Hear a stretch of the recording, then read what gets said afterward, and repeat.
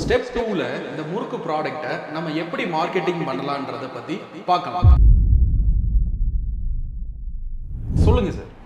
அதான் sir, marketing அப்படின்னாலே நீங்கள் லாஸ்ட் வீடியோலே சொல்லியிருந்தீங்கல்ல. ஆமாம் சார். ஆரம்ப கால மார்க்கெட்டிங்லாம் எந்த அளவுக்கு 90s.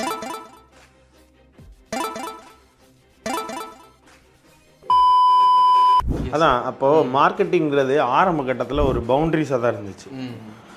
இப்போ இத்தனை கிலோமீட்டருக்குள்ளே தான் நான் பிஸ்னஸ் பண்ணணும், அதை தாண்டி யாரையும் உள்ளே வரவிட மாட்டாங்க பண்ணுறது. அது இன்னமும் நிறைய இடத்துல அது அந்த மாதிரியான ஒரு மார்க்கெட் இருந்துக்கிட்டு தான் இருக்குது. ஆமாம், இந்த குறிப்பிட்ட பிளேஸ் நான் தான் ஃபாலோ பண்ணுவேன், அது நீங்கள் உங்களோடது நம்ம பிஸ்னஸ்க்கே அது ஒரு சேலஞ்சாக தான் இருக்குது தெரியுமா. எத்தனையோ பேர் ஃபோன் பண்ணி நீங்கள் இங்கெல்லாம் ஏன் மிஷின் கொடுக்குறீங்க, இங்கெல்லாம் ஏன். அவங்களுக்கெல்லாம் இன்னும் என்னென்ன ஒரு விஷயம், நம்ம இப்போ என்ன ஜென்ரேஷனில் இருக்கோம் அப்படிங்கிறத நம்ம ஃபஸ்ட்டு தெரிஞ்சுக்கணும். இப்போது நம்ம ஒரு பிஸ்னஸ் ஸ்டார்ட் பண்ணிட்டோம், நம்மளோட ப்ராடக்டை மார்க்கெட் பண்ணுறதுக்கு முன்னாடி ஆரம்ப கட்டத்தில் எந்த ஒரு டெக்னாலஜியும் கிடையாது. ஆமாம், ஸ்மார்ட் ஃபோன் கிடையாது, ஒரு டிஜிட்டல் மார்க்கெட்டிங் கிடையாது. இப்போ டிஜிட்டல் பிளாட்ஃபார்ம்ன்றது எஜுகேஷன்றதே ஒரு விஷயமே கிடையாது. டிஜிட்டல் பிளாட்ஃபார்ம் டிஜிட்டல் மார்க்கெட்டிங்கை பொறுத்த வரைக்கும் எஜுகேஷன்றதே அங்கே கிடையாது. ஒரு ஸ்டேட்டஸ் மூலியமாக ஒருத்தர் எவ்வளோ பிஸ்னஸ் பண்ணிகிட்டு இருக்காருன்றதை நம்ம பார்த்துட்டு தான் இருக்கோம்.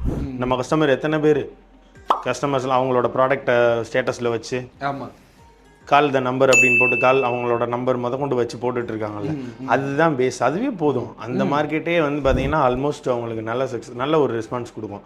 அதை தாண்டி இன்னும் எஃபெக்டிவாக போகணும் அப்படின்னா நம்மளோட பிராண்டை எஃபெக்டிவாக இன்னும் நம்ம கிளாஸிஃபிகேஷனாக வெளியில் காட்டணும். அப்படிங்கிறப்ப தான் நம்ம ஆன்லைனுக்குள்ளே வரோம். ஆன்லைனுக்குள்ளே வந்துட்டோன்னு வச்சுக்கோங்களேன், கூகுள் போயிட்டோம்னா கூகுள் பிஸ்னஸ், ஃபேஸ்புக் போயிட்டோம்னா மெட்டா.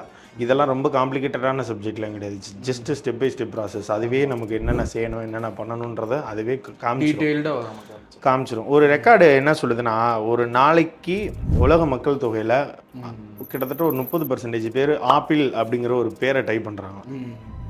அப்போ யோசித்து பாருங்கள், ஆப்பிள்ங்கிற ஒரு பேரை உலக மக்கள் தொகையில் 30% மக்கள் ஒரு நாளைக்கு ஆப்பிள் அப்படிங்கிற பேரை சர்ச் பண்ணி பார்க்குறாங்க. இதுதான் ரெக்கார்ட் சொல்லுது, ஒரு கீவேர்டு சொல்கிற ரெக்கார்டு.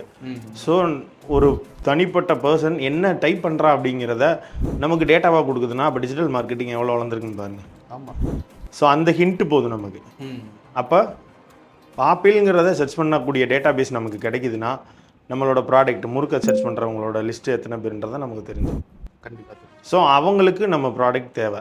அதை டிஜிட்டலைஸாக நம்ம பண்ணணும்னு நினச்சோன்னா வாட்ஸ்அப் ஸ்டேட்டஸை தாண்டி, வாட்ஸ்அப்பை தாண்டி, கூகுள் ப்ராடக்ட் இதெல்லாம் தாண்டி நிறையா விஷயங்கள் போயிட்டுருக்கு. இப்போது நம்ம கஸ்டமர்லேயே எவ்வளோ பேர் பார்த்தீங்கன்னா ஃபீல்டவே க்ளோஸ் பண்ணிட்டு போனவங்க நிறைய பேர் இருக்காங்க. அதான் ஃபீல்டு மார்க்கெட்டவே முடிச்சுட்டாங்க, நிறைய பேர் விட்டுட்டாங்க. நான் கால் பண்ணுற நிறையா கஸ்டமர் என்கிட்ட சொல்கிறது என்னென்னா, முன்ன மாதிரி டிஸ்ட்ரிபியூட்டர்ஸ் கொடுத்துட்டு என்னால் பேமெண்ட் ஃபாலோ பண்ண முடியல, அது பெரிய ஸ்ட்ரகிளாக இருக்குதுன்னு சொல்கிறாங்க. ரெண்டாவது, நிறைய ரிட்டர்ன்ஸ் வருது அப்படின்ற ஒரு கம்ப்ளைண்ட். பாவம், நம்ம முறுக்கு பிஸ்னஸில் டிஸ்ட்ரிபியூட்டர் இருக்கிற ஒரு பெரிய பேமெண்ட் கூட எப்படியாவது ஃபாலோ பண்ணி வாங்கிடலான்னு வச்சுக்கங்களேன். அதை விட பெரிய ஒரு லாஸ் என்னன்னு பார்த்தீங்கன்னா ரிட்டர்ன்ஸ் வருது. அதில் தான் நிறைய லாஸஸ் வருது.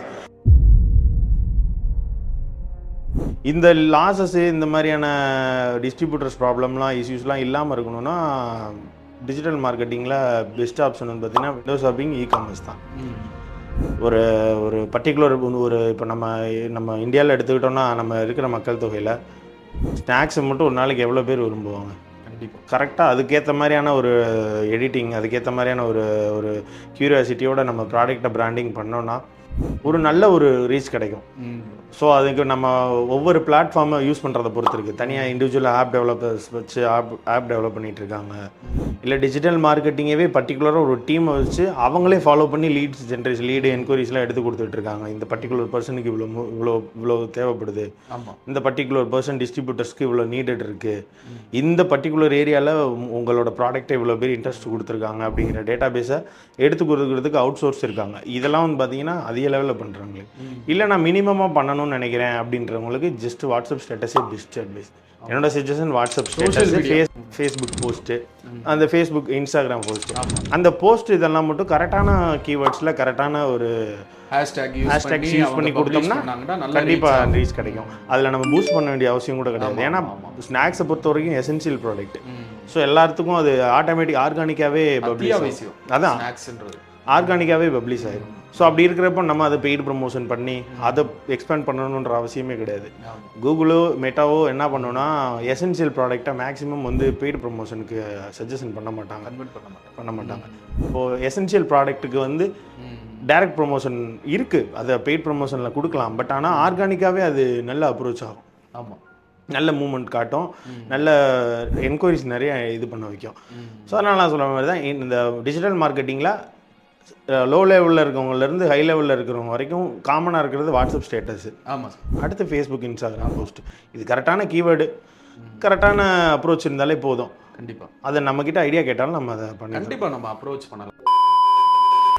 ஓகே சார், ஸ்டெப் 2 மார்க்கெட்டிங்கை பற்றி உண்மையிலே சார் சூப்பராக சொன்னார். அடுத்த வீடியோவில் பார்த்தீங்கன்னா டே 4 ஸ்டெப் 3 எப்படி இந்த மூர்க்கு ப்ராடக்டை நம்ம எக்ஸ்போர்ட் பண்ணுறதுன்றதை பற்றி பார்க்கலாம் மக்களே. ஸ்டே டியூன், பாய். மறக்காம சர்ப்ரைஸ் பண்ணுங்க.